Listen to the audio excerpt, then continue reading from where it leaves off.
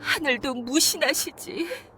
어찌하여 죄 없는 여인의 눈에서 피눈물을 쏟게 하심인가? 내 기필코 짐승만도 못한 저 탐관오리들의 뱃가죽을 갈라 삼켜진 네 눈물을 찾아올 것이다. 그래, 저승에 가서도 그 벼슬 자랑이나 실컷해보거라.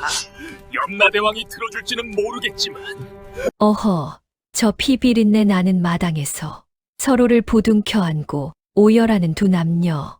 헌데 거짓골을 한 사내의 손에 들인 것은 다름 아닌 임금님이 하사하신 서슬퍼런 마패였습니다. 이 사내는 왜 사랑하는 여인이 끌려가는 순간까지 자신의 정체를 철저히 숨겨야만 했을까요?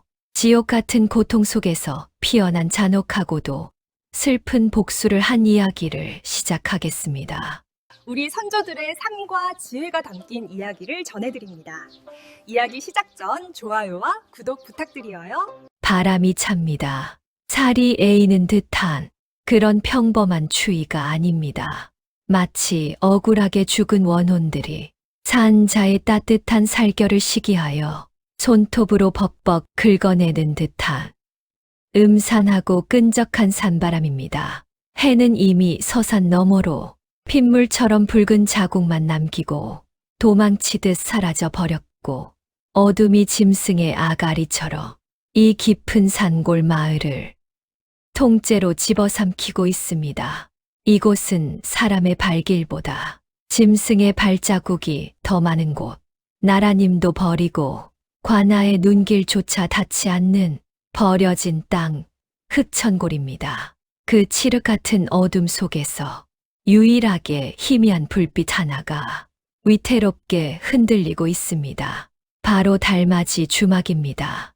낡아 빠진 초가 지붕 위에는 말라 비틀어진 박덩굴이 뱀처럼 따리를 틀고 있고 마당 한가운데 우뚝 솟은 오래된 감나무 한 그루는 마치 이 주막을 지키는 기괴한 수호신처럼 서 있습니다. 가지마다 주렁주렁 매달린 검붉은 홍시들은 어둠 속에서 보면 마치 누군가의 뽑혀 나간 눈알처럼 섬뜩하게 번들거립니다.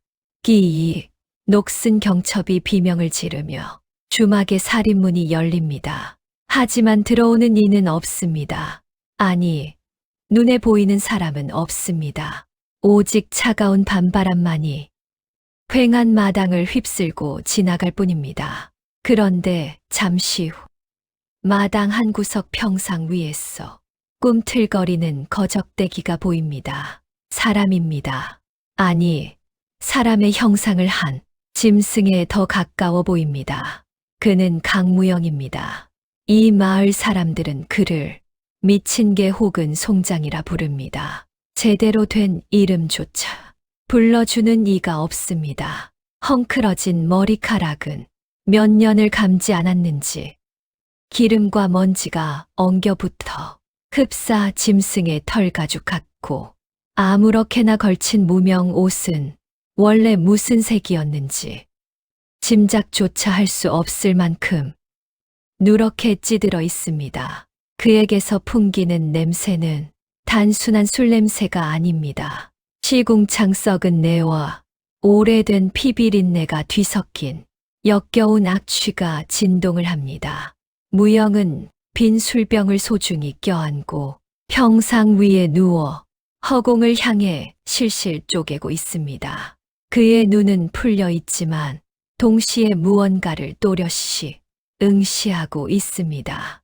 남들 눈에는 보이지 않는 그 무엇인가를 말입니다. 어이, 김선비, 자네 목은 좀 붙었는가? 어제는 대굴대굴 굴러다니더니 오늘은 용케 어깨 위에 얹혀 있구먼. 크흐흐흐. 무영이 낄낄거리며 허공에 대고 손짓을 합니다. 마치 누군가 옆에 앉아 술이라도 따르는 신용입니다. 이복의 박포교. 자네는 배가 터져 죽었는데 술이 들어가긴 하나? 줄줄 세면 아까워서 어쩌나. 내 배 속에 넣기도 아까운 술을. 그의 미친 헛소리가 적막한 주막 마당을 울립니다. 그 소리는 처량하다 못해 등골이 오싹해질 만큼 기이하게 들립니다. 단순한 추정이 아닙니다. 그것은 마치 자신을 둘러싼 원혼들과 나누는 지옥의 대화 같습니다. 그때였습니다. 부엌 쪽 미닫이 문이 거칠게 열리는 소리가 납니다. 드르르 문틈 사이로 새어나온 노란 호롱불 빛을 등지고 한 여인이 나타납니다. 그녀의 등장만으로 차가운 주막의 공기가 순식간에 달라집니다. 그녀는 이 주막의 주인 윤서입니다. 마을 사내들이 침을 질질 흘리며 훔쳐보는 과부촌의 유일한 꽃입니다. 하지만 그녀는 함부로 꺾을 수 있는 들꽃이 아닙니다. 서슬퍼런 가시를 품은 하얀 장미 같습니다. 소복처럼 하얀 무명 저고리에 짙은 쪽빛 치마를 입은 그녀는 화장기 하나 없는 얼굴이지만 그 기품은 숨길 수가 없습니다. 오뚝한 콧날과 단호하게 담은 입술, 그리고 깊은 우물을 닮은 눈동자는 이 비루한 주막과는 전혀 어울리지 않습니다. 윤서의 손에는 물기 젖은 행주가 들려 있습니다. 그녀는 평상에 널브러진 무영을 차가운 눈빛으로 내려다봅니다. 경멸이나 혐오라기보다는 어딘가 모르게 안타까움이 섞인 복잡한 눈빛입니다. 그만 좀 하십시오. 해가 떨어진 지가 언제인데 아직도 귀신 노름입니까? 윤서의 목소리는 낮지만 단단한 심지가 박혀 있습니다. 무영이 개슴츠레한 눈을 뜨고 윤서를 올려다봅니다. 술에 젖은 눈동자 속에서 잠시 묘한 이체가 번뜩입니다. 아이고, 우리 주모 오셨는가? 내 친구들이 주모가 보고 싶다며 아까부터 난리라네. 저기 김선비가 주모 손맛 본 지 오래됐다고 국밥 한 그릇만 달라는구먼. 헛소리 마십시오. 산 사람 먹을 밥도 없는데 죽은 귀신 먹일 밥이 어디 있습니까? 그리고 그 술값은 언제 갚을 겁니까? 외상장부가 벌써 책 2권 분량입니다. 윤서가 쌀쌀맞게 쏘아붙이며 무영의 손에서 빈 술병을 낚아챕니다. 무영은 아이처럼 입을 삐죽거리며 빈 손을 허공에 휘젓습니다. 야박하기는 내 나중에 크게 한탕하면 이 주막 통째로 사준다니까. 기와집으로 으리으리하게 지었어. 주모 손에 물 한 방울 안 묻히게 해줄 테니 딱 한 병만 더 주시오. 목이 타서 죽을 것 같소. 매일 그 타령이군요. 한탕은커녕 내일 아침에 얼어 죽고 거적에 말려 나가지나 않으면 다행이겠습니다. 윤서는 차갑게 돌아섭니다. 하지만 그녀의 발걸음은 술독이 있는 곳이 아니라 부엌의 가마솥 쪽으로 향합니다. 그녀도 알고 있습니다. 이 사내가 내뱉는 헛소리가 단순한 미치광이의 헛소리가 아니라는 것을 말입니다. 가끔 깊은 밤, 이 사내가 잠꼬대처럼 지르는 비명 소리를 들은 적이 있습니다. 살려달라는 애원이 아니라 죽여달라는 절규였습니다. 자신의 목숨을 끊어달라는 처절한 울부짖음. 윤서는 묵묵히 국밥을 펐습니다. 김이 모락모락 나는 뜨거운 우거지 국밥입니다. 비록 고기 한 점 없는 초라한 국밥이지만 그녀가 줄 수 있는 유일한 온기이기도 합니다. 그녀는 쟁반을 들고 나와 무영의 머리맡에 탁 하고 내려놓습니다. 투박한 소리가 났지만 그 안에 담긴 마음은 결코 투박하지 않습니다. 먹고 죽으라는 독약은 아니니 먹고 정신이나 차리십시오. 오늘 밤은 유난히 춥습니다. 무영은 쟁반을 보자마자 기다렸다는 듯이 몸을 일으킵니다. 국밥에서 피어오르는 김이 그의 얼어붙은 얼굴을 감쌉니다. 그는 숟가락도 쓰지 않고 뚝배기를 양손으로 들어 국물을 후루룩 마십니다. 뜨거운 국물이 식도를 타고 내려가 차가운 오장육부를 데웁니다. 크아, 역시 주모가 최고야. 죽은 김선비도 침을 흘리네. 무영이 입가에 묻은 국물을 소매로 쓱 닦으며 웃습니다. 그 해픈 웃음을 보고 있자니 윤서는 가슴 한 구석이 찌르르하게 아려옵니다. 그녀는 자신도 모르게 무영의 허리춤을 바라봅니다. 그의 허리에는 항상 낡은 대나무 지팡이 하나가 매달려 있습니다. 다리를 저는 것도 아닌데 그는 저 지팡이를 자신의 목숨줄이라도 되느냐 한순간도 놓지 않습니다. 마을 사람들은 그저 썩은 대나무라 비웃지만 윤서는 본 적이 있습니다. 어느 달빛 흐린 밤 그가 저 지팡이를 어루만지며 소리 없이 오열하던 모습을, 그때 지팡이 끝에서 뿜어져 나오던 서늘하고 날카로운 냉기를 윤서는 고개를 저으며 잡념을 떨쳐냅니다. 지금은 남의 사정을 걱정할 때가 아닙니다. 그녀 자신의 목숨줄도 바람 앞에 등불이나 마찬가지이기 때문입니다. 저기 광인 양반, 아니 무영씨, 윤서가 처음으로 그의 이름을 제대로 부릅니다. 국밥을 퍼넣던 무영의 손이 허공에서 딱 멈춥니다. 그가 천천히 고개를 들어 윤서를 바라봅니다. 장난기 어린 눈빛은 사라지고 깊고 어두운 심연 같은 눈동자가 그녀를 꿰뚫듯 응시합니다. 왜 그러시오?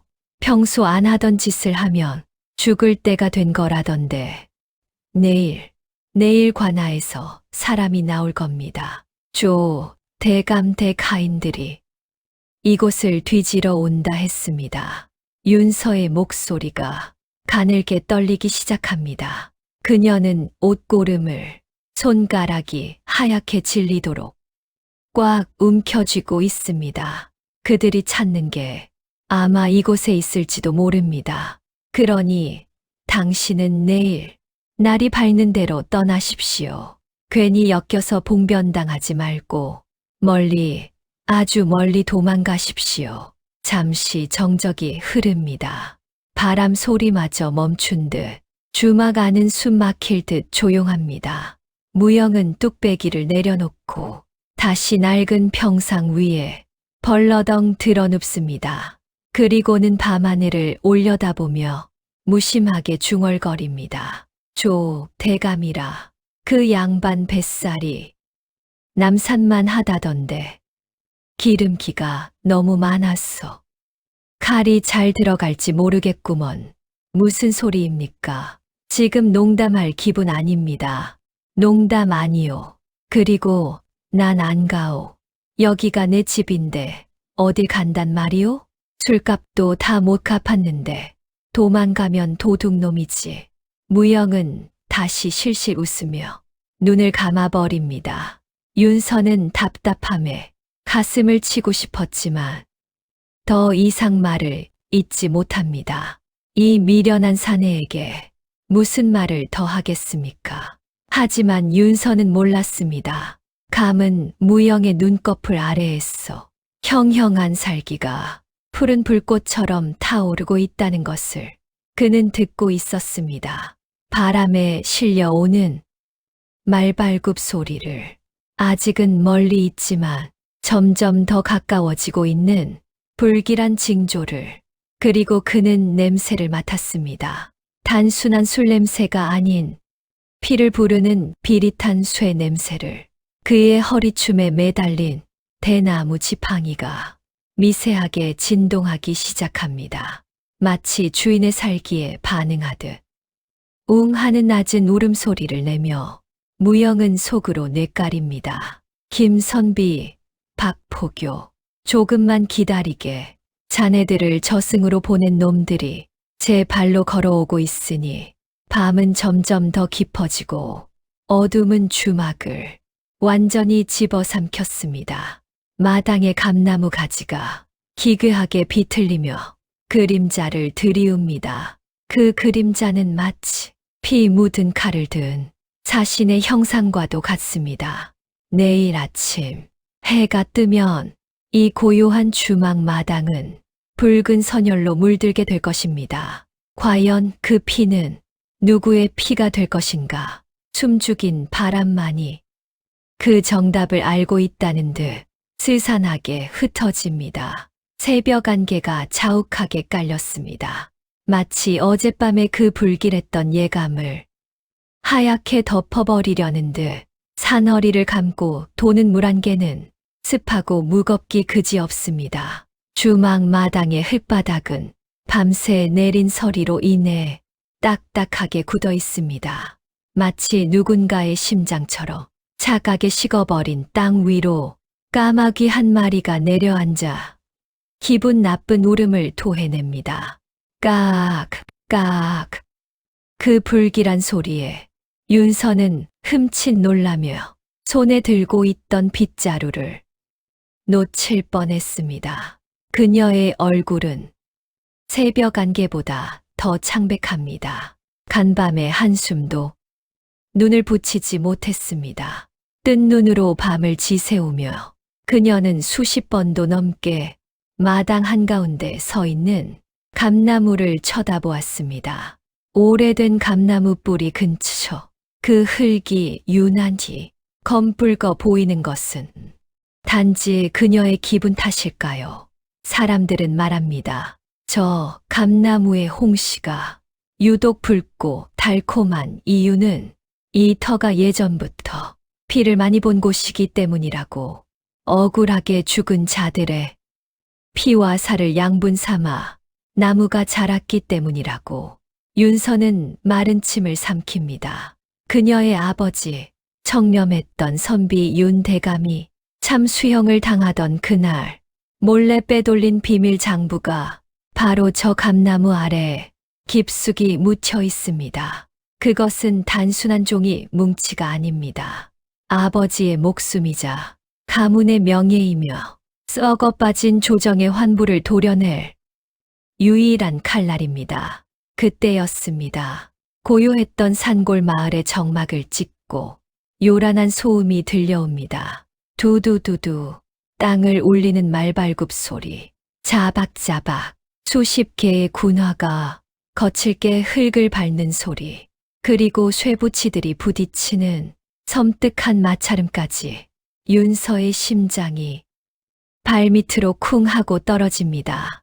올 것이 오고야 말았습니다. 주막의 낡은 살인문이 무참하게 걷어차이며 활짝 열어져 쳐집니다.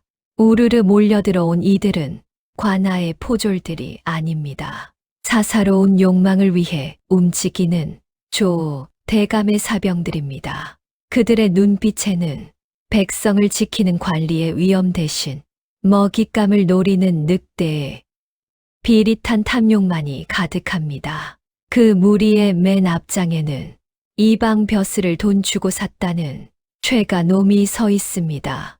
뱀처럼 찢어진 눈매에 비열한 웃음을 흘리는 그는 주막 마당을 휘휘 둘러보며 혀를 쯧쯧 찹니다.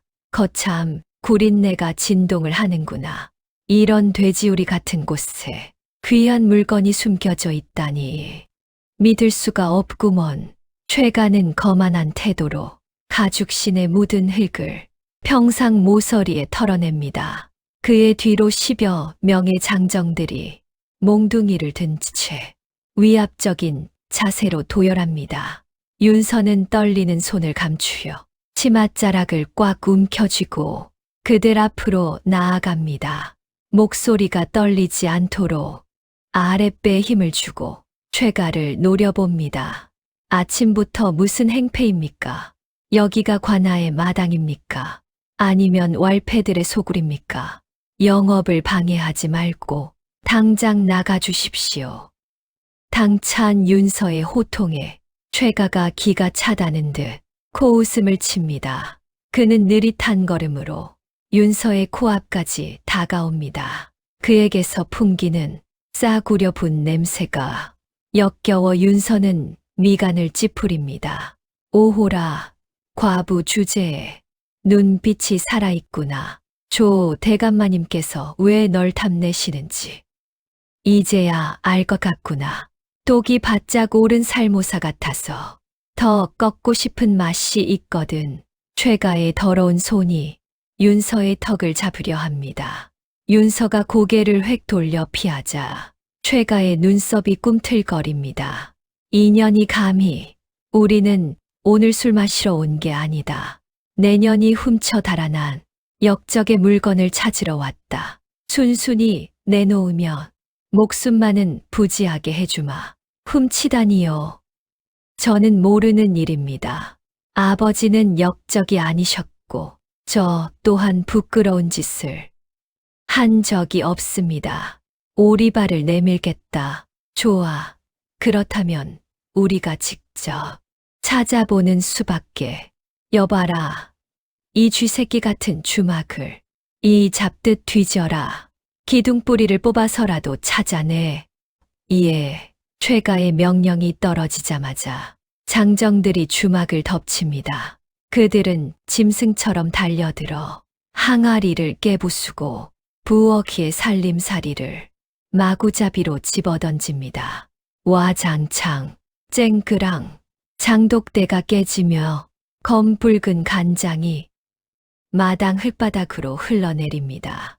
마치 피가 흐르는 것처럼 비릿한 냄새가 진동합니다. 아끼던 그릇들이 박살나고 곡식 자루가 찢어져 하얀 쌀알들이 눈물처럼 흩어집니다. 안 돼. 그만둬요. 제발 그만두란 말이에요. 윤서가 비명을 지르며 말려보려 하지만 장정 하나가 그녀를 밀쳐냅니다. 힘없이 바닥에 나뒹군 윤서는 흙투성이가 된 채 처참하게 부서지는 자신의 삶의 터전을 바라봅니다. 그때였습니다. 평상 위 거적대기 속에서 부스스한 머리통 하나가 불쑥 튀어나옵니다. 강무영입니다. 아이고 시끄러워라. 어느 놈이 아침부터 남의 집 장독을 깨고 난리여? 잠 좀 자자. 잠 좀. 무영은 하품을 쩍쩍 해대며 비틀비틀 일어납니다. 그의 몰골은 가관입니다. 눈곱이 덕지덕지 낀 눈에 침, 자국이 선명한 볼, 다 풀려가는 옷고름까지 영락없는 폐인입니다. 최가가 인상을 구기며 무영을 쏘아봅니다. 이 거러지는 뭐냐? 썩 꺼지지 못해? 아이고, 나으리, 거러지라니 섭섭하네요. 나는 이 집에, 뭐랄까, 장기 투숙객이자 예비 바깥 장반이랄까. 헤헤헤. 무영이 실실 웃으며 최가 쪽으로 다가갑니다. 그의 걸음걸이는 술에 취한 듯 갈치자를 그리며 위태롭기 짝이 없습니다. 미친 놈이구만. 치워라. 최가가 손짓하자 덩치 큰 장정 하나가 무영의 멱살을 잡으려 합니다. 주먹만 한 바위도 깰 것 같은 거대한 손이 무영의 어깨를 덮치려는 찰나. 발이 꼬이네? 무영이 묘한 소리를 내며 앞으로 고꾸라집니다. 마치 제 발에 걸려 넘어지는 듯 허우적거리는 모양새가 우스꽝스럽습니다. 하지만 그 순간 넘어지던 무영의 팔꿈치가 장정의 명치를 아주 교묘하게 그리고 정확하게 가격합니다. 단말마의 비명과 함께 장정이 숨을 헐떡이며 무릎을 꿇습니다. 남들 눈에는 그저 술주정뱅이가 넘어지면서 우연히 부딪힌 것으로 보입니다. 하지만 쓰러진 장정은 압니다. 방금 자신의 명치에 박힌 것은 사람의 뼈가 아니라 단단한 쇠뭉치 같았다는 것을. 아이고, 형씨, 왜 갑자기 절을 하고 그러시오? 내가 아무리 양반같이 생겼어도 절까지 받을 군번은 아닌데. 무영은 넘어진 김에 장정의 등 위에 올라타 능청스럽게 흙을 텁니다. 최가는 그 광경이 기가 막혀 할 말을 잃습니다. 저런. 당장 저 놈을 끌어내서 매운 맛을 보여줘라. 다른 장정들이 달려들려는 순간 주막 입구에서 묵직하고 서늘한 목소리가 들려옵니다. 소란스럽구나. 모두의 동작이 멈춥니다. 공기마저 얼어붙는 듯한 차가운 위압감. 화려한 가마 한 채가 주막 마당으로 들어섭니다. 4명의 가마꾼이 맨 가마는 금실로 수놓인 덮개에 화려한 매듭 장식이 달려 있어 이 누추한 주막과는 전혀 어울리지 않습니다. 가마 문이 열리고 한 사내가 내려옵니다. 조 대감입니다. 남산만 한 뱃살을 비단 관복으로 감싸고 손에는 값비싼 옥 부채를 든 그는 느릿한 동작으로 마당을 훑어봅니다. 그의 눈은 웃고 있지만 눈동자 깊은 곳에는 섬뜩한 살기가 번들거립니다. 대감마님, 오셨습니까요? 최가가 허리를 90도로 굽히며 달려가 조아립니다. 조 대감은 최가를 본체만 채하며 쓰러져 있는 윤서에게로 시선을 고정합니다. 그 시선이 얼마나 끈적한지 마치 뱀이 몸을 타고 오르는 듯한 불쾌감이 느껴집니다. 꽃이 흙바닥에 떨어져 있으니 내 마음이 아프구나. 일어나거라. 조 대감이 손을 내밀지만 윤서는 그 손을 뿌리치고 스스로 일어납니다. 그녀의 옷은 더러워졌지만 눈빛만은 형형하게 빛납니다. 원하는 게 무엇입니까?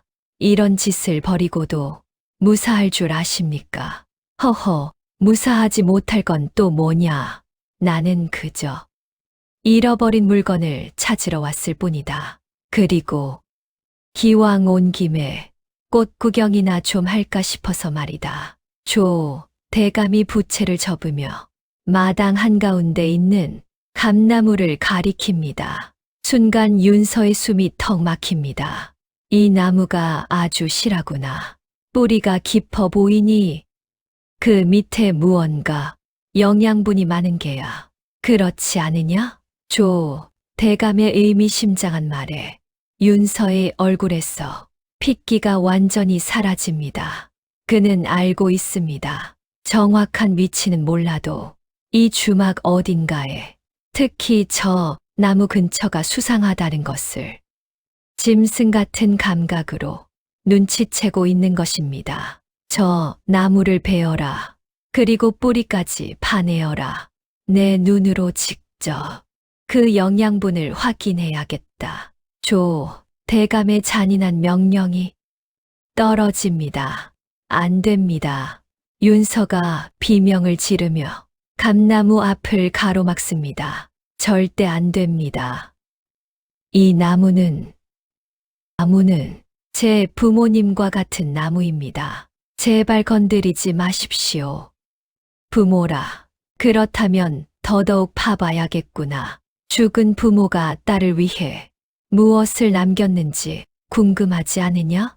조 대감이 비릿하게 웃으며 손짓을 합니다. 장정들이 도끼와 삽을 들고 감나무 쪽으로 다가옵니다. 윤서는 그들 앞에 버티고 섰어. 바들바들 떱니다.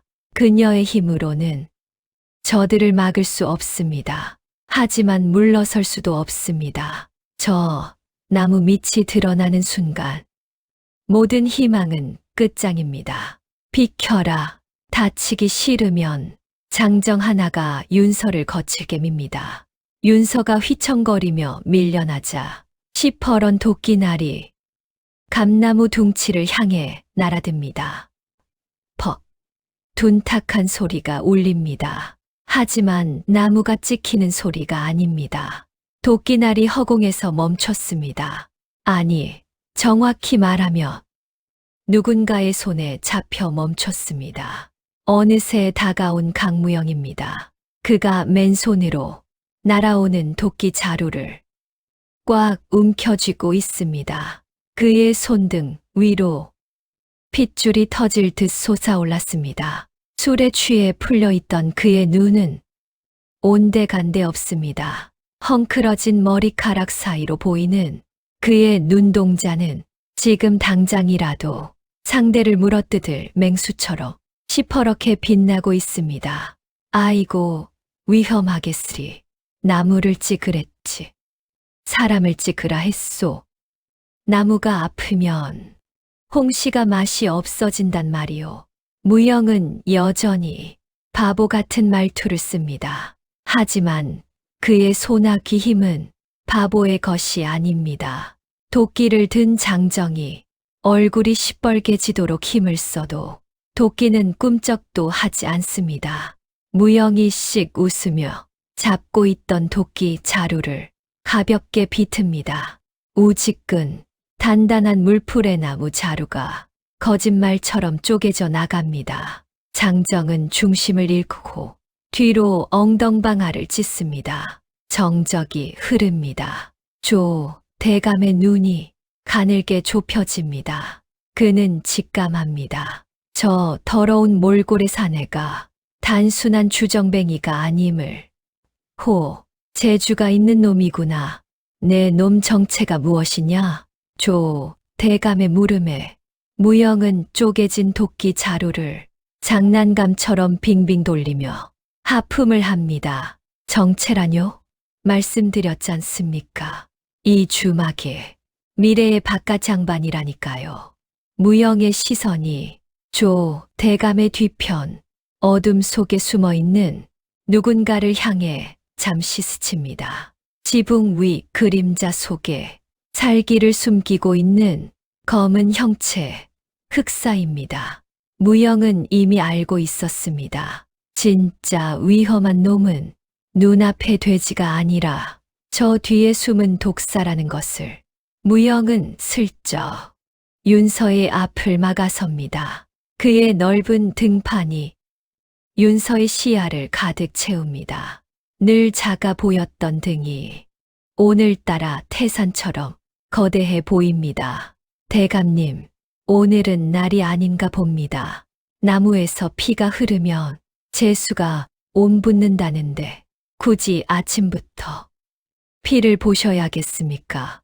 무영의 목소리가 낮게 깔립니다. 그것은 경고였습니다. 선을 넘지 말라는 조선 제1검의 마지막 자비이자 경고. 대감의 입가에 경련이 일어납니다. 그는 알 수 없는 한기를 느끼며 부채를 꽉 쥐었습니다. 붉은 감나무 아래 세 남녀의 운명이 팽팽한 활시위처럼 당겨지고 있었습니다. 바람이 붑니다. 나뭇가지에 매달린 홍시 하나가 툭 하고 떨어져 무영의 발치에서 터집니다. 마치 앞으로 흐르게 될 서녀를 예고하듯 붉은 과육이 흙바닥을 적십니다. 폭풍이 몰아치기 직전의 바다는 이토록 고요하다고 하던가요. 대감과 그의 사냥개들이 물러간 주막의 마당에는 숨막히는 정적만이 감돌고 있습니다. 터져버린 홍시 자국이 마치 핏물처럼 붉게 얼룩진 그 흙바닥 위로 오후의 햇살이 비스듬히 떨어지지만 따스함은 느껴지지 않습니다. 그저 서늘한 죽음의 그림자가 조금씩, 아주 조금씩 길어지고 있을 뿐입니다. 부러진 도끼 자루가 마당 구석에 처박혀 있습니다. 그것은 강무영이라는 사내가 처음으로 세상에 드러낸 작은 발톱 자국이었습니다. 하지만 그 작은 파문이 오히려 잠자던 독사의 코털을 건드리고 말았다는 것을 누구보다 잘 아는 이는 바로 무영 자신입니다. 그는 다시 평상에 누워 술병을 기울이고 있습니다. 겉보기엔 여느 때와 다름없는 한심한 주정뱅이의 모습입니다. 다리를 꼬고 누워 지나가는 구름을 세고 있는 듯하지만 그의 감각은 팽팽하게 당겨진 활시위처럼 날카롭게 곤두서 있습니다. 바람 소리 하나, 풀벌레 우는 소리 하나, 심지어 땅속을 기어가는 지렁이의 꿈틀거림까지 그의 귀에는 천둥 소리처럼 크게 들려옵니다. 그는 느끼고 있습니다. 주막을 둘러싼 울창한 대나무 숲, 그 어둠 속에 웅크리고 앉아 자신을 노려보는 차가운 시선 하나를 말입니다. 극사, 조, 대감이 기르는 살수, 그림자 속에 숨어 숨소리조차 내지 않는 그자가 지금 이 순간에도 무영의 목덜미를 노리고 있습니다. 무영은 짐짓 큰 소리로 하품을 해댑니다. 아이고, 지루해라. 해가 떨어지려면 아직도 멀었나. 술맛 떨어지게. 까마귀는 왜 저리 울어쌌는지 그는 돌아 누우며 자신의 허리춤에 매달린 대나무 지팡이를 습관처럼 어루만집니다. 차가운 대나무의 감촉이 손끝에 전해져 옵니다. 오늘 밤이다. 오늘 밤 놈들이 온다. 그의 속마음이 지팡이 속 검날에 닿아 서늘한 공명을 일으킵니다. 한편 부엌 안에서는 윤서가 짐을 싸고 있습니다. 손이 덜덜 떨려 보따리의 매듭조차 제대로 짓지 못합니다.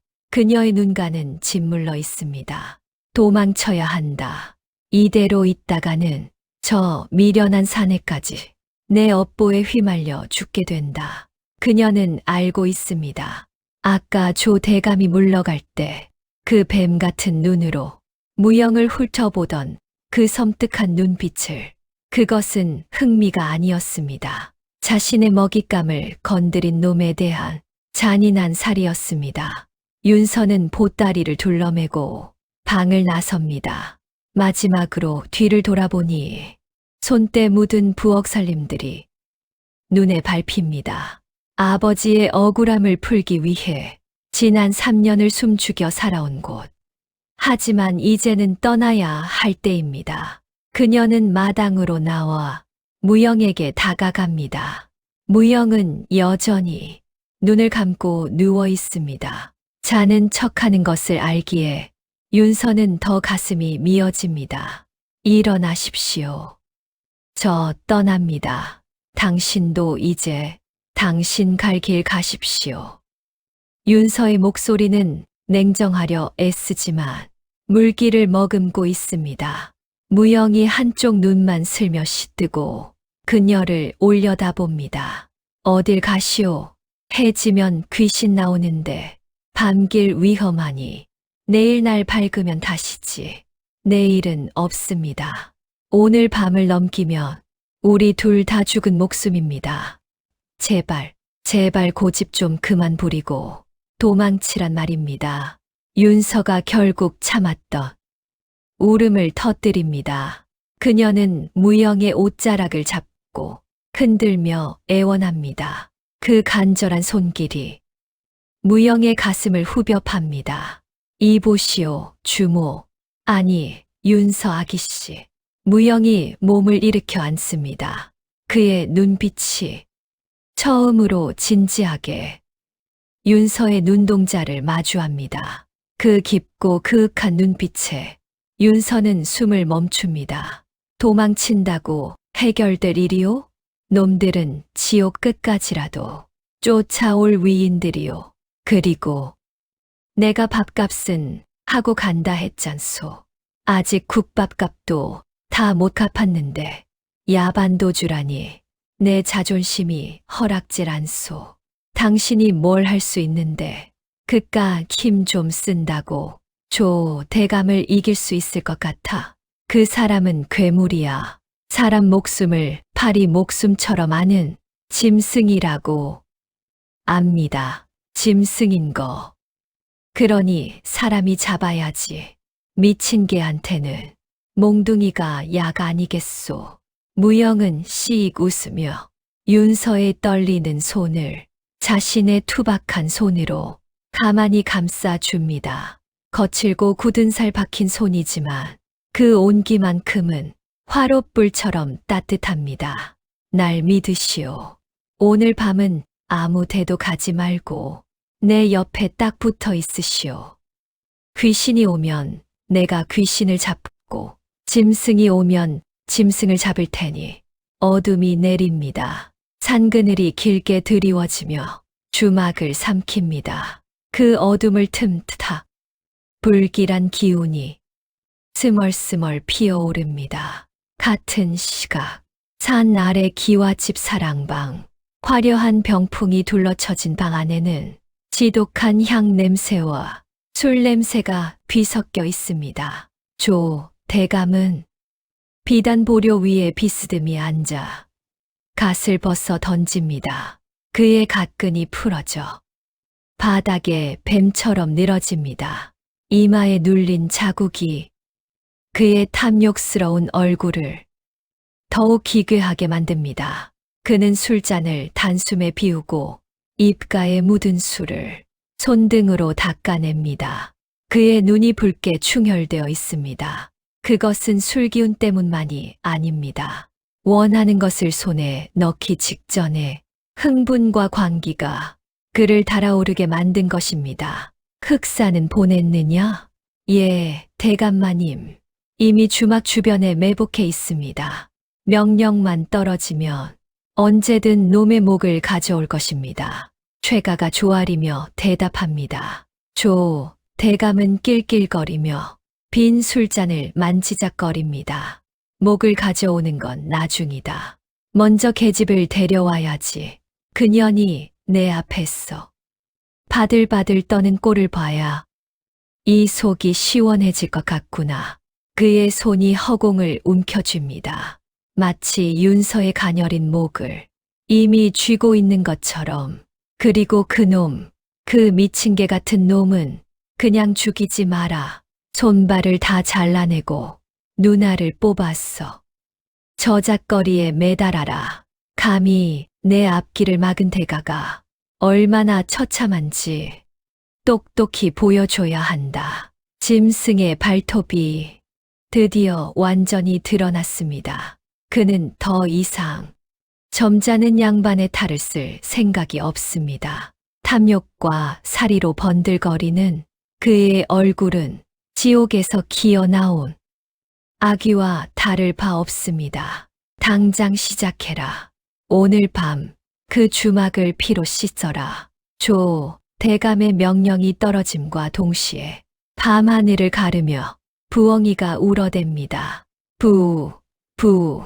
그 소리는 마치 장송곡의 서막처럼 들립니다. 다시 주막, 칠흑 같은 어둠 속에서 무영은 감나무 아래 홀로 서 있습니다. 윤서는 방 안 깊숙한 곳에 숨죽여 앉아 있습니다. 사락, 바람 소리에 섞여 미세한 인기척이 들립니다. 나무십 하나가 흔들리지 않았는데 공기의 흐름이 찢어졌습니다. 왔구나. 무영이 나직이 읊조리는 순간 어둠 속에 있어서 검은 그림자 하나가 박쥐처럼 날아듭니다. 소리도 없고 형체도 모호한 살수 흑사의 기습입니다.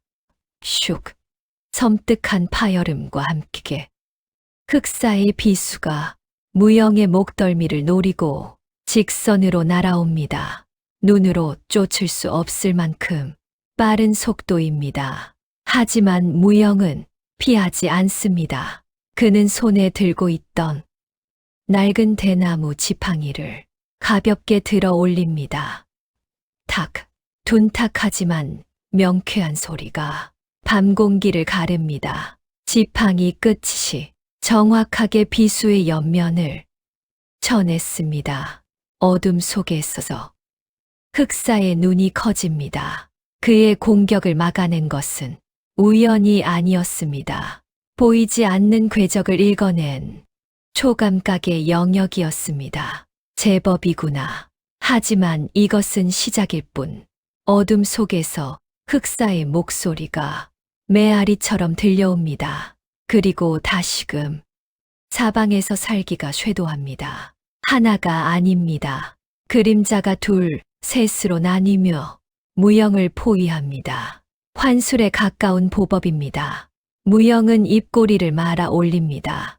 그의 눈빛이 더 이상 주정뱅이의 것이 아닌 사냥터를 지배하는 포식자의 눈빛으로 돌변합니다.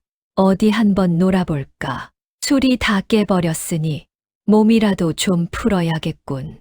무영이 지팡이를 고쳐 잡으며 자세를 낮춥니다. 팽팽한 긴장감이 감나무 아래를 감돕니다.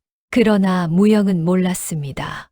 이 싸움이 그저 시간을 끌기 위한 미끼였다는 것을. 창호지 문 하나를 사이에 두고 방 안에 있는 윤서에게 또 다른 그림자가 접근하고 있다는 것을 말입니다. 밖에서 들려오는 쇠붙이 부딪히는 소리에 윤서가 공포에 질려 귀를 막고 있을 때였습니다. 찍! 날카로운 칼날이 방의 뒷문을 소리 없이 가릅니다. 문풍지가 찢어지며 찬바람과 함께 비릿한 낯선 사내들의 냄새가 방 안으로 들이닥칩니다. 꺄악!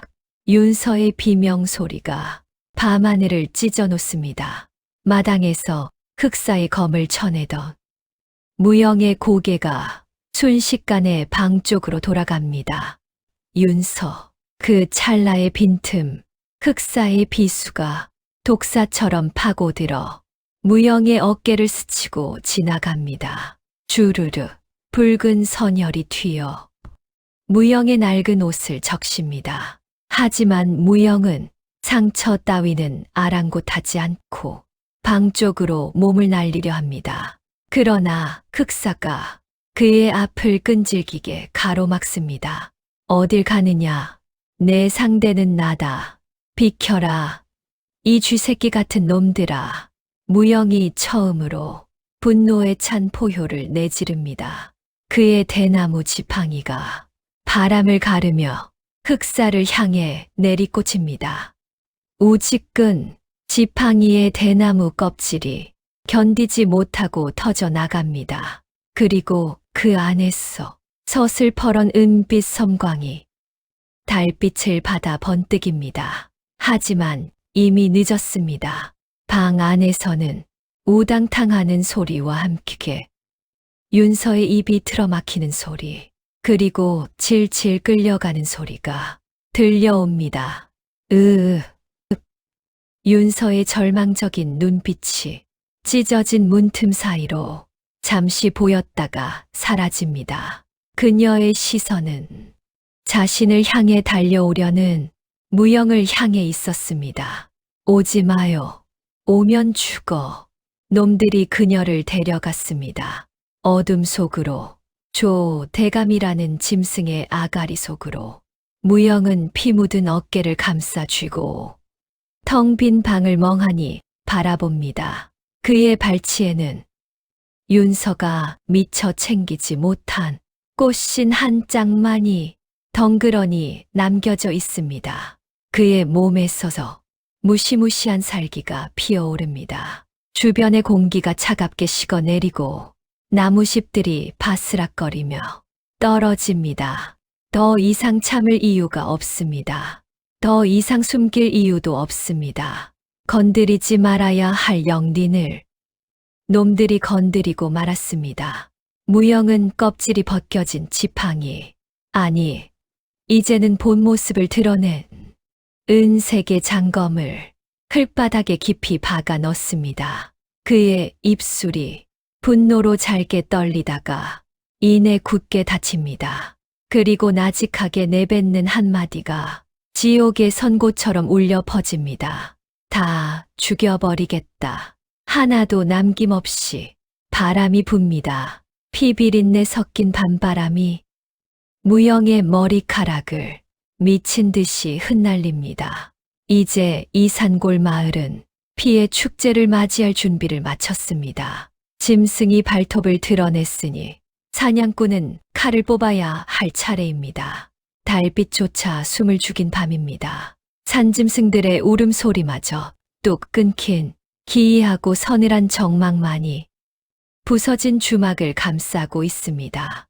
마당 흙바닥에 깊이 박힌 은색의 장검, 그 검신을 타고 흐르는 푸르스름한 기운이 주인 강무영의 분노를 대변하듯 웅웅거리는 진동음을 냅니다.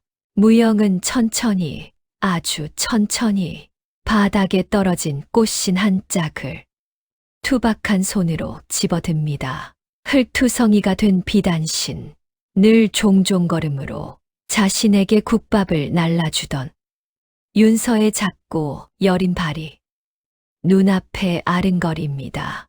그의 손이 부르르 떨립니다. 공포 때문이 아닙니다. 뼛속 깊은 곳에서부터 끓어오르는 주체할 수 없는 사례 때문입니다. 그는 꽃신을 품에 넣습니다. 심장이 뛰는 바로 그 자리에 그녀의 흔적을 깊이 새깁니다. 그리고 바닥에 박힌 검을 단숨에 뽑아듭니다. 챙, 맑고 날카로운 금소금이 밤 공기를 찢어 밝힙니다. 그 소리는 마치 지옥문을 여는 열쇠 소리처럼 소름 끼치게 울려 퍼집니다. 무영은 검을 쥔 채 허리춤에 매달려 있던 술병을 입으로 가져갑니다. 꿀꺽, 꿀꺽. 독한 술이 식도를 태우며 넘어갑니다. 하지만 취하지 않습니다. 오히려 정신은 얼음장처럼 차갑게 깨어납니다. 기다려라. 내 오늘 밤 이 검에 피를 배불리 먹여줄 테니. 그의 그림자가 길게 늘어지더니 순식간에 어둠 속으로 녹아듭니다. 걸음걸이는 비틀거리지만 그 속도는 바람보다 빠릅니다.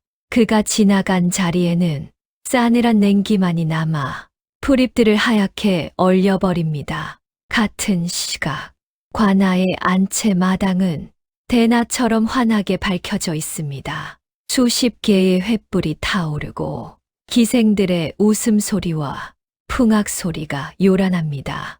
하지만 그 화려한 잔치판 한가운데 가장 어울리지 않는 풍경이 있습니다. 포승줄에 꽁꽁 묶인 채 무릎 꿇려 있는 여인 윤서입니다. 그녀의 입은 재갈이 물려 있고 하얀 소복은 흙과 피로 얼룩져 있습니다. 흐트러진 머리카락 사이로 보이는 그녀의 눈동자는 공포로 가득 차 있으면서도 결코 꺾이지 않는 도끼를 품고 있습니다. 상석에 앉은 조 대감은 기름진 고기를 뜯으며 그 모습을 즐기듯 내려다봅니다. 그의 옆에는 무영을 기습했던 살수 흑사가 그림자처럼 서 있습니다. 어떠냐? 내 술상이 마음에 드느냐? 내 아비 놈도 내 앞에서 무릎을 꿇었는데 그 딸년도 결국 같은 꼴이 되었구나. 조 대감이 킬킬거리며 먹던 고기 뼈다귀를 윤서의 앞에 툭 던집니다. 마치 개에게 먹이를 주듯 모욕적인 처사입니다. 윤서는 뼈다귀를 쳐다보지도 않고 조 대감을 노려봅니다. 그녀의 눈빛이 말합니다. 내 놈은 사람이 아니다. 반드시 천벌을 받을 것이다. 그 눈빛 좀 보게. 아주 살아서 팔딱거리는구나. 내 오늘 밤 그 눈빛이 어떻게 죽어가는지 아주 천천히 구경해주마. 조 대감이 술잔을 비우고 손짓을 하려는 찰나였습니다. 관아의 육중한 대문 밖에서 우당탕하는 소란이 일어납니다. 뭐야? 무슨 일이야? 문지기들의 고함 소리와 함께 누군가 대문을 발로 걷어차며 비틀비틀 들어옵니다. 술 냄새를 풍기며 고개를 푹 숙인 사내 강무영입니다. 아이고, 냄새 좋다. 여기서 고기 굽는 냄새가 나는데 나도 한 점 주시오. 배가 고파서 걸을 수가 없네. 무영이 혀 꼬인 소리로 중얼거립니다. 그의 손에는 피 묻은 대나무 껍질은 사라지고 서늘한 은빛 검만이 들려 있습니다. 하지만 검끝은 힘없이 땅바닥을 질질 끌고 있습니다. 조 대감의 눈썹이 꿈틀거립니다. 죽은 줄 알았던 놈이 제 발로, 그것도 술에 취해 나타났다는 것이 믿기지 않습니다.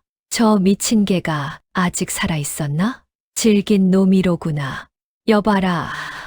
저놈을 당장 쳐라. 이번에는 아주 가루를 만들어라. 조, 대감의 호통에 마당에 도열해 있던 사병 20명이 일제히 칼을 뽑아듭니다. 그들은 기세등등하게 무영을 향해 달려듭니다. 죽어라. 선두에 선 사병이 무영의 머리를 향해 내리꽂듯 칼을 휘두릅니다. 누가 봐도 피할 수 없는 치명적인 일격입니다. 그 순간 무영의 몸이 휘청합니다. 마치 술기운의 중심을 잃고 넘어지는 것처럼 보입니다. 사병의 칼날이 무영의 머리카락을 스치며 허공을 가릅니다. 사병이 당황하는 사이 넘어지던 무영의 검이 아래에서 위로 부드러운 곡선을 그리며 솟구칩니다. 마치 춤추는 학의 날갯짓처럼 우아하고도 치명적인 궤적입니다. 섬뜩한 소리조차 나지 않았습니다. 사병은 자신이 배인 줄도 모른 채 멍하니 서 있다가 스르르 무릎을 꿇습니다. 그의 가슴팍에서 붉은 꽃잎이 터지듯 선혈이 뿜어져 나옵니다. 뭐야? 어떻게 된 거야? 달려들던 다른 사병들이 주춤거리며 뒷걸음질 칩니다. 방금 무슨 일이 일어났는지 눈으로 보고도 믿을 수 없습니다. 무영은 여전히 비틀거리며 일어나 앉습니다. 아이코, 미끄러워라. 바닥 청소 좀 하고 살지. 술맛 떨어지게. 그는 실실 웃으며 다시 몸을 일으킵니다. 그 모습은 영락없는 취객이지만 그에게서 뿜어져 나오는 기운은 사방을 압도하는 태산과 같습니다. 저놈이 다 같이 덤벼 한꺼번에 찔러 겁에 질린 사병들이 고함을 지르며 때로 덤벼듭니다. 사방에서 창과 칼이 비 오듯 쏟아집니다. 피할 곳 없는 촘촘한 그물망입니다. 하지만 무영은 그 칼날의 숲 사이를 유유히 걸어갑니다. 취한 듯 몸을 앞으로 기울이면 등 뒤로 칼이 스쳐 지나가고 뒤로 벌러덩 누우면 코앞으로 창끝이 지나갑니다. 그것은 무술이 아니라 기이한 춤사위 같습니다. 가장 위태로워 보이는 순간이 가장 안전한 순간이고 가장 허술해 보이는 동작이 가장 치명적인 공격이 됩니다. 취권과 검술이 결합돼 전설의 무공, 취검입니다. 무영이 술병을 던지듯 검을 허공에 휘두릅니다. 채챙 달려들던 사병들의 칼날이 두부처럼 잘려 나갑니다.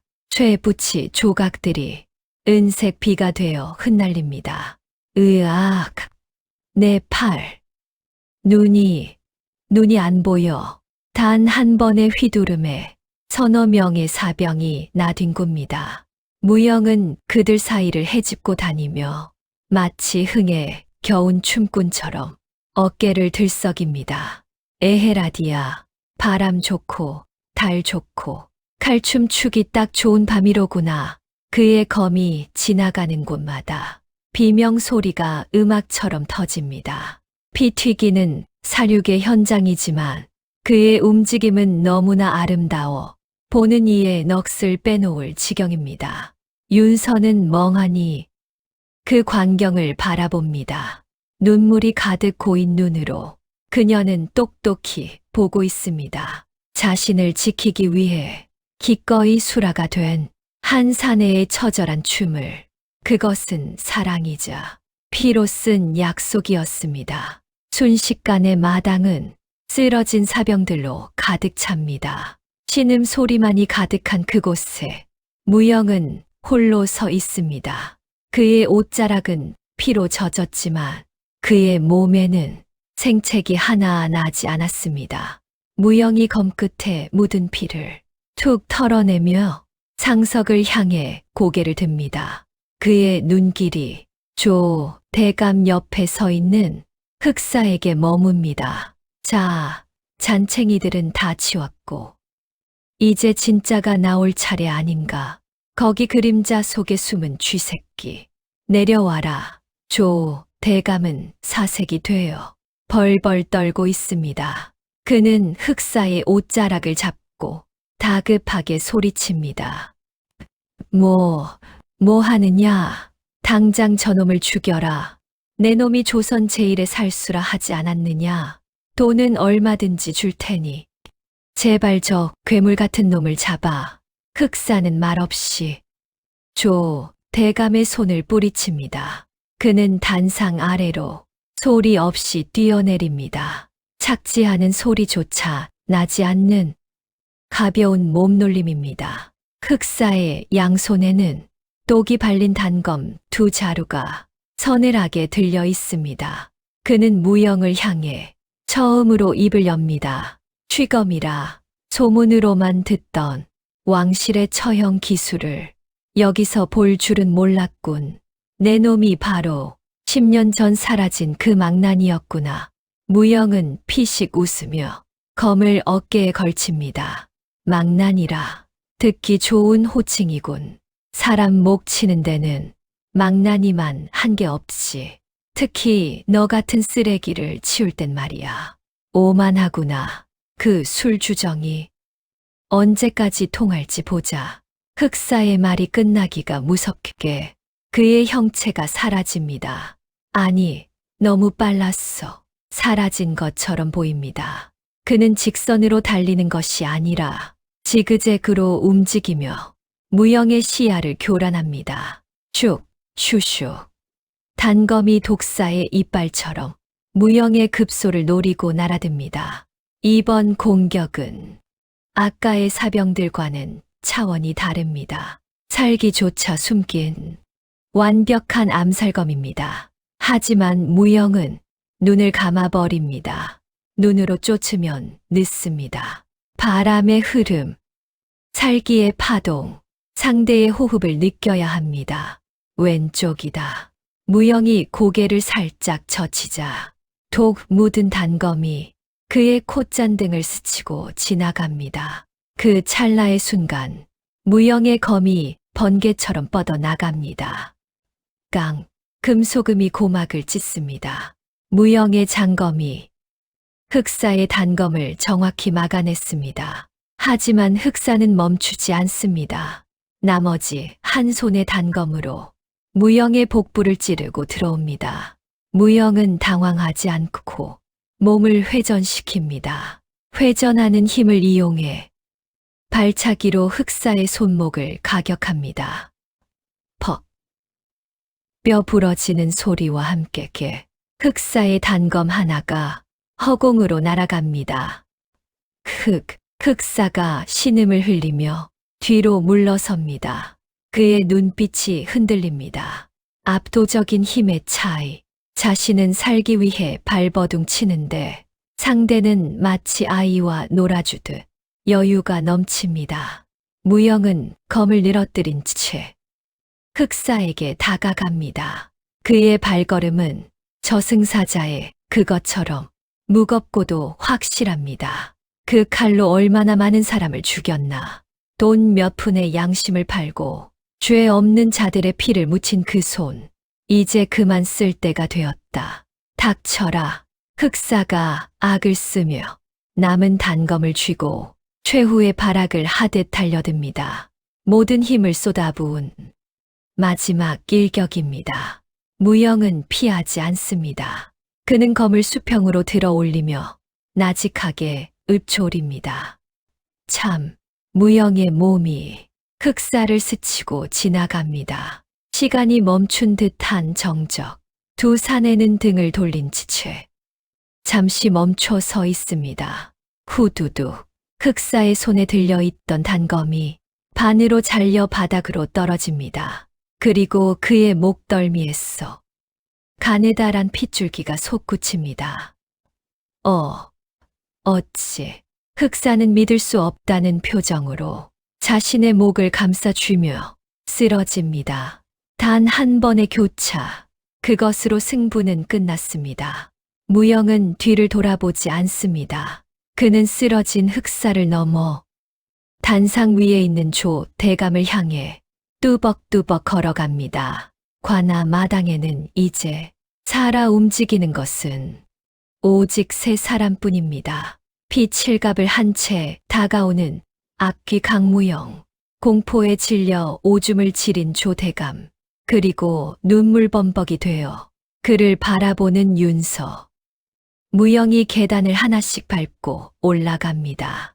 나무 계단이 삐걱거릴 때마다 대감의 심장은 쪼그라듭니다. 그는 뒷걸음질 치며 뒤에 있는 병풍에 부딪힙니다. 오지 마라. 가까이 오지 마. 내가 누군 줄 알고. 나는 이 고을의 사또야. 나라님도 함부로 못하는. 무영은 대꾸도 없이 검을 쳐듭니다. 달빛을 받은 검날이 서슬퍼렇게 빛납니다. 그의 눈은 더 이상 웃고 있지 않습니다. 모든 감정이 사라진 차가운 무의 상태, 그것은 죽음 그 자체입니다. 사또. 그래, 저승에 가서도 그 벼슬 자랑이나 실컷 해보거라. 염라대왕이 들어줄지는 모르겠지만 대감이 비명을 지르며 바닥을 기어 도망치려 합니다. 하지만 무영의 발이 그의 옷자락을 밟습니다. 꼼짝없이 덫에 걸린 쥐꼬리입니다. 무영은 천천히 검을 들어 대감의 목을 겨눕니다. 이제 마지막 심판만이 남았습니다. 그때 윤서의 외침이 들려옵니다. 안 돼요. 죽이지 마세요. 무영의 검이 대감의 목젖 바로 앞에서 딱 멈춥니다. 날카로운 검풍에 대감의 목 피부가 베어 피가 한 방울 맺힙니다. 무영은 고개를 돌려 윤서를 바라봅니다. 그녀는 간절하게 고개를 젓고 있습니다. 살려달라는 것이 아닙니다. 그 더러운 피로 당신의 고결한 검을 더 이상 더럽히지 말라는 뜻입니다. 그리고 법으로 세상 사람들 앞에서 당당하게 죄를 물어야 한다는 그녀의 강한 의지가 담겨 있습니다. 무영의 눈빛이 잠시 흔들립니다. 분노를 삼키고 이성을 되찾으려는 듯 그는 거친 숨을 몰아쉽니다. 그러나 조대감은 그 틈을 놓치지 않습니다. 그는 품속에 숨겨두었던 호신용 비수를 꺼내 무영의 발목을 향해 찌릅니다. 죽어라, 이 천한 놈아. 하지만 무영은 보고 있지 않아도 알고 있었습니다. 짐승은 죽을 때까지 짐승일 수밖에 없다는 것을. 무영은 피하지 않고 그대로 발을 들어 대감의 손목을 짓밟아 버립니다. 우지끈하는 소리와 함께 대감의 손목뼈가 으스러집니다. 으아아, 처절한 비명이 밤하늘을 울립니다. 무영은 차가운 눈으로 바닥을 뒹구는 조대감을 내려다보며 나직하게 말합니다. 살려주려 했는데 제 복을 제가 차는구나. 좋다. 편하게 죽는 건 내 놈에게 사치일 테니. 지옥이 어떤 곳인지 살아서 똑똑히 보여주마. 무영이 검을 거두고 주먹을 꽉 쥡니다. 검보다 더 무서운 분노의 철권이 대감의 얼굴을 향해 날아듭니다. 주먹이 멈췄습니다. 대감의 미간 바로 앞에서 무영의 투박한 주먹이 바위처럼 정지했습니다. 죽음의 문턱까지 갔다가 돌아온 대감은 숨조차 쉬지 못하고 눈알만 굴리고 있습니다. 그의 바지는 이미 축축하게 젖어들어 역겨운 지린내가 진동합니다. 무영은 천천히 주먹을 풉니다. 그 손바닥 안에는 땀에 젖은 쇳덩이 하나가 쥐어져 있었습니다. 달빛을 받아 묵직한 황금빛을 뿜어내는 둥근 쇠패 5마리의 말이 힘차게 달리는 모습이 새겨진 그것은 바로 암행어사의 신분증 마패였습니다. 조 대감의 동공이 찢어질 듯 확장됩니다. 입은 뻐끔거라지만 목소리가 나오지 않습니다. 평생을 무시하고 짓밟았던 저 술주정뱅이 거지가 왕의 특명을 받은 어사또였다니. 이건 가짜야. 그럴 리 없어. 내 놈이 어사라니. 조 대감이 쉰 소리를 내며 뒷걸음질 칩니다. 현실을 부정하고 싶은 그의 마지막 발악입니다. 무영은 차갑게 웃으며 마패를 조 대감의 코앞에 들이댑니다. 가짜. 내 놈 눈에는 이게 술값 대신 받은 놋그릇으로 보이느냐? 왕실의 친위 대장이자 금부도사였던 나 강무영이 어명을 받들고 내 놈의 죄를 묻으러 왔다. 무영의 목소리는 더 이상 술 취한 광인의 것이 아닙니다. 천지를 호령하는 장군의 위엄이 관아의 마당을 찌르듯이 울려 퍼집니다. 그때였습니다. 굳게 닫혀있던 관아의 대문이 활짝 열리며 수십 명의 역졸들이 횃불을 들고 들이닥칩니다. 암행어사 출두야, 암행어사 출두야. 우렁찬 외침 소리가 밤하늘의 어둠을 걷어냅니다. 미리 잠복해 있던 무영의 부하들입니다. 그들은 순식간에 관아를 포위하고 도망치려던 이방과 사병들을 줄줄이 굴비 엮듯 포박합니다. 아이고, 나으리. 한 번만 살려주십시오. 저는 그저 시키는 대로 했을 뿐입니다. 최가가 바닥에 머리를 찍으며 살려달라 애원합니다. 아까까지만 해도 윤서의 뺨을 때리며 위세를 떨던 그 기세는 온데간데 없습니다. 무영은 그들을 거들떠보지도 않습니다. 그는 비단 보료 위에 주저앉은 조 대감을 향해 마지막 선고를 내립니다. 조관웅, 듣거라. 너는 백성의 고혈을 빨고 무고한 충신을 모함하여 일가를 멸문지화에 이르게 했다. 또한 왕실의 보물인 비밀 장부를 탈취하려 했으니 그 죄는 능지처참으로도 부족하다. 무영이 손짓하자 역졸들이 달려들어 조 대감의 관복을 찢어버리고 오라줄로 꽁꽁 묶습니다. 이거 놔. 이거 놓으란 말이야. 내가 누군 줄 알아. 한양에 있는 영의정 대감이 내 뒷배란 말이다. 조 대감이 돼지 멱다는 소리로 고함을 지르지만 이미 끈 떨어진 연일 뿐입니다. 그의 뒷배라던 영의정마저 이미 무영이 보낸 서찰로 인해 추포되었다는 사실을 그는 알지 못합니다. 죄인을 끌어내라. 내일 날이 밝는 대로 압송하여 국문을 받게 할 것이다. 조 대감이 질질 끌려나가고 피비린내 나던 관아 마당에는 다시 고요가 찾아옵니다. 하지만 이번 고요는 죽음의 침묵이 아닙니다.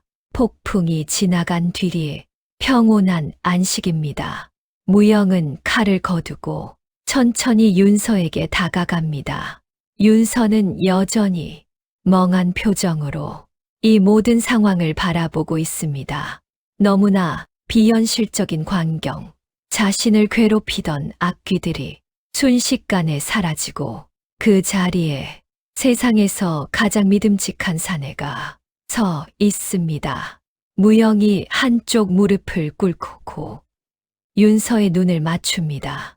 그의 눈빛은 다시 따뜻하고 장난기 어린 그 주정뱅이 아저씨로 돌아와 있습니다. 많이 놀랐소. 미안하오.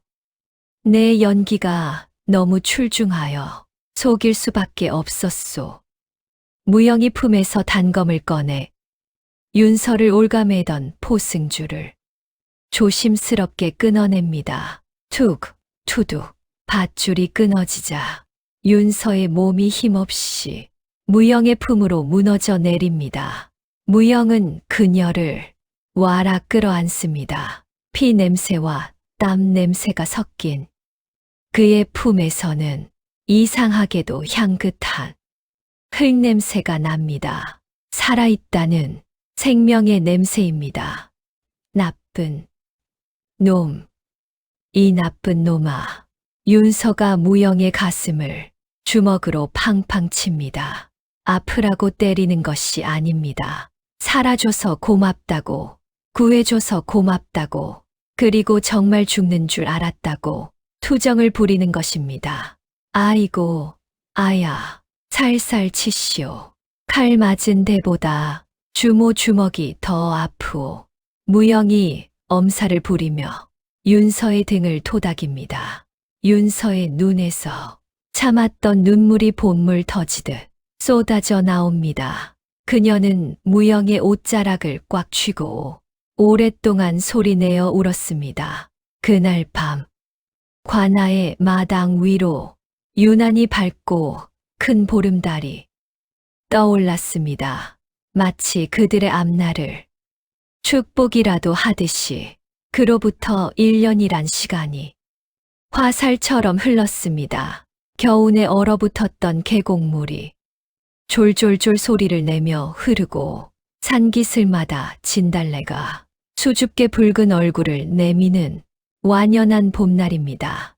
폐가나 다름없었던 달맞이 주막은 이제 전국 팔도에서 몰려든 손님들로 발 디딜 틈이 없습니다. 전설의 암행어사가 운영하는 주막이라는 소문이 퍼지면서 과거를 보러 가는 선비부터 보부상 지나가는 나그네까지 일부러 먼 길을 돌아 이곳을 찾습니다. 자자, 줄을 서시오.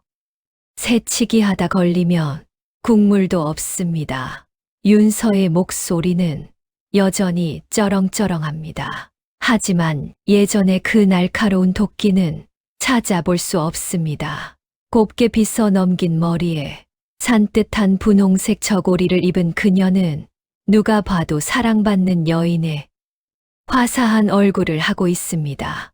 그녀의 옆에는 여전히 꾀죄죄한 앞치마를 두른 강무영이 있습니다. 하지만 그의 허리춤에는 이제 피 묻은 칼 대신 커다란 국자가 꽂혀 있습니다.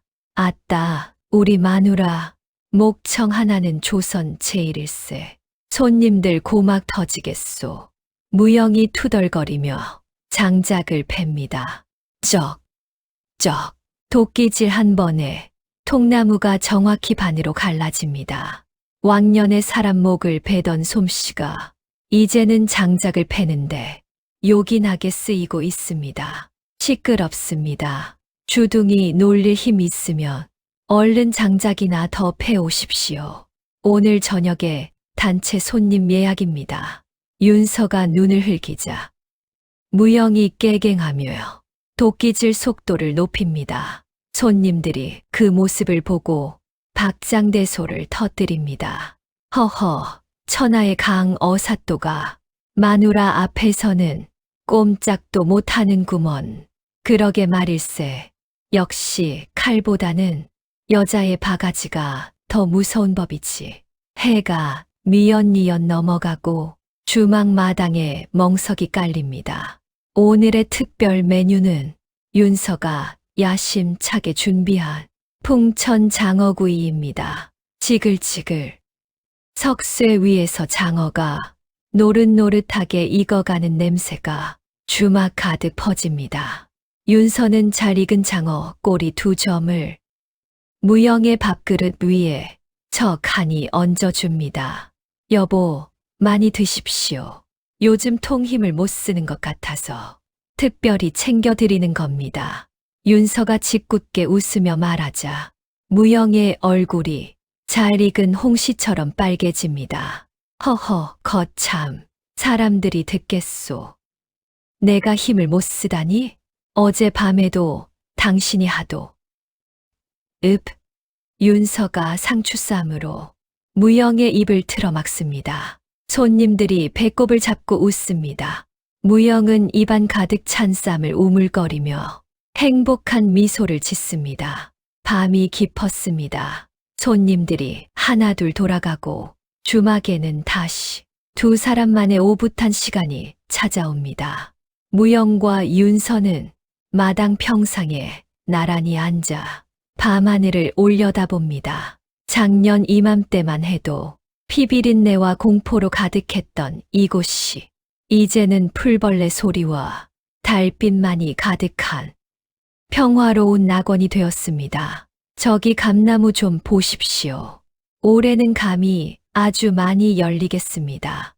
윤서가 감나무를 가리키며 말합니다.